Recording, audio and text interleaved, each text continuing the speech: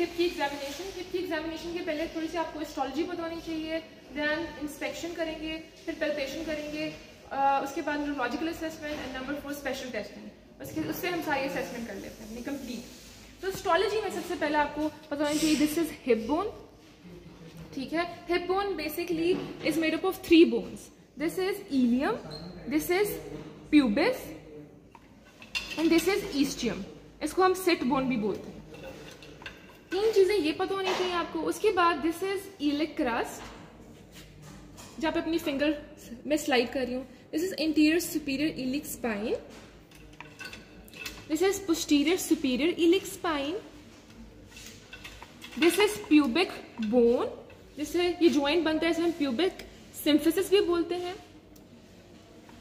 उसके बाद this is ईस्टियम, यहाँ पे ईस्टियल ट्यूबरोसिटी होती है और इसको हम सिट बोन भी कहते हैं। You can feel this bone when you sit, जब आप बैठते हैं तो you can feel this bone, ठीक है। एस्ट्रोलॉजी में आपको इतनी चीजें पता होनी चाहिए। उसके बाद आपको पता होना चाहिए जो आपका हेड ऑफ फीमर है वो आर्टिकुलेट करता है एसिटेबुलम के साथ और बनाता है आपका हिप जॉइंट, ठीक है। उसके अलावा आपको फीमर में क्या पता होना चाहिए, 2 बहुत ही इंपॉर्टेंट चीजें पता होनी चाहिए जो आपको पेशेंट में हेल्प करेंगी जब पेशेंट को इंस्पेक्ट कर रहे होंगे। This is the greater trochanter, this is the lesser trochanter, ये आपको पता होना चाहिए। And this is all. Examination के लिए सबसे पहले हम गेट एनालिसिस करेंगे। हम देखेंगे पेशेंट का stance face, swing face, STRIDE length, उसकी गेट की स्मूथनेस, सिमेट्री, ठीक है। और देखेंगे कि उसमें कोई गेट में कोई मसला तो नहीं है। गेट एनालिसिस करेंगे कंप्लीट कि टेंडलबर्ग्स गेट या एंटाल्जिक गेट तो नहीं है, ठीक है। उसका पेल्विस ड्रॉप तो नहीं है। और आपको पता होना चाहिए स्टांस फेज वो फेज होती है जिसमें पेशेंट का आपका जो वजन है वो उसकी टांग पे आता है। स्विंग फेज वो फेज होती है जिसमें पेशेंट की टांग हवा में होती है।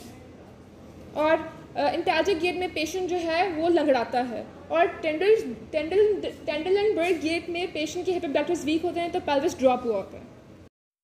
उसके बाद इंस्पेक्शन में हम स्वेलिंग देखेंगे, इफ्यून देखेंगे, हिप जॉइंट के अराउंड ये हम ऑफ करके देखेंगे, ठीक है। कोई रेडनेस देखेंगे, एट्रोफी देखेंगे कि मसल्स की एट्रोफी तो नहीं हुई ग्लूटियल रीजन में, बैक साइड्स पे, आगे क्वाड्स में, हैम्स में, पीछे लोअर बैक में। हम डिफॉर्मिटीज देखेंगे, पीछे लोअर बैक में देखेंगे स्कोलियोसिस तो नहीं है, लंबर लोडोसिस तो नहीं है, ठीक है। पेल्विक टिल्टिंग तो नहीं हुई हुई।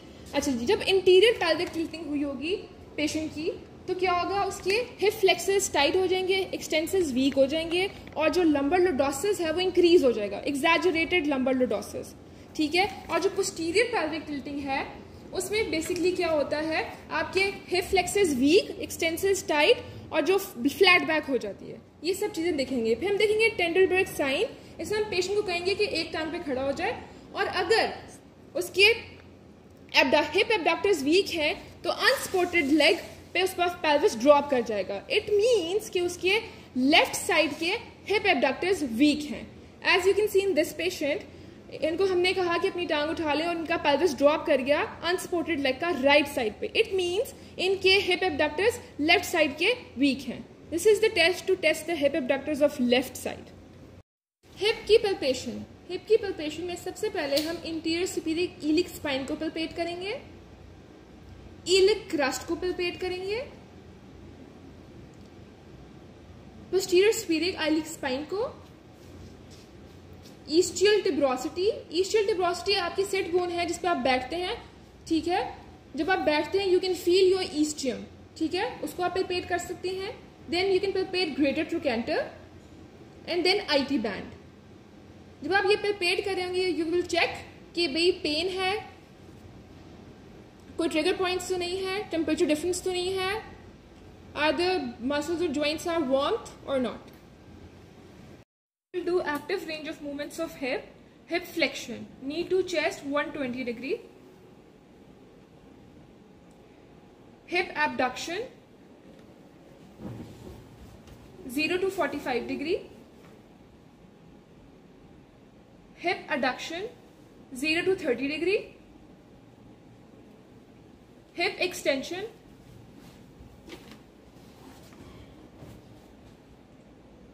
0 to 30 डिग्री। हिप की इंटरनल और एक्सटर्नल रोटेशन को परफॉर्म करेंगे। Hip internal rotation first, 35 to 40 degree, ठीक है। इसमें आपका हेड ऑफ फीमर मूव कर रहा है इंटरनली एस्टेबुलम में, तो इसलिए हम इसको बोलते हैं internal rotation. Don't look at the leg, आपने फोकस करना है हेड ऑफ फीमर पे। देन हिप एक्सटर्नल रोटेशन, नी बेंड में जब आप एक्सटर्नल रोटेशन करते हैं तो आपका जब लेग को इंटरनल मूव करेंगे तो हिप पे एक्सटर्नल रोटेशन होगी, आपका जो हेड ऑफ फीमर है वो एक्सटर्नली मूव करेगा। This is external rotation and the range is 45 degree. हम परफॉर्म करेंगे Thomas test. Thomas test basically hip flexion contractures के लिए होता है, या आपके हिप फ्लेक्सस टाइट हो ये चेक करने के लिए हम थॉमस टेस्ट करेंगे। फॉर एग्जाम्पल हम अब लेफ्ट लेग को टेस्ट कर रहे हैं, तो हम पेशेंट को कहेंगे शॉर्ट सिटिंग में बैठ जाए, जिस तरह ये बैठे हुए हैं हमारे मॉडल। उसके बाद हम पेशेंट को कहेंगे लेट जाए और राइट लेग को नी टू चेस्ट कर लें। यस, अगर इनके हिप फ्लेक्शन कॉन्ट्रैक्चर होगा तो इनकी जो लेफ्ट लेग जो टेस्ट लेग है वो ऊपर को मूव कर जाएगी।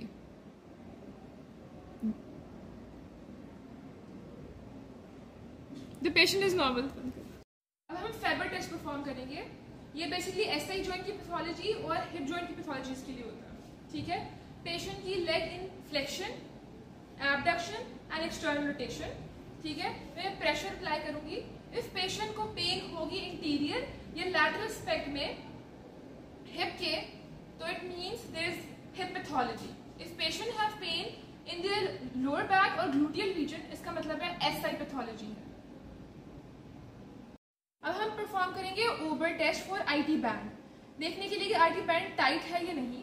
उसमें हम क्या कहते हैं, नीचे वाली जो लोअर लेग है उसको हम एक्सटेंडेड रेंज देंगे, जो टेस्ट लेग है उसको हम फ्लेक्स करेंगे, एक्सटेंड करेंगे और मैं इसको छोड़ दूंगी।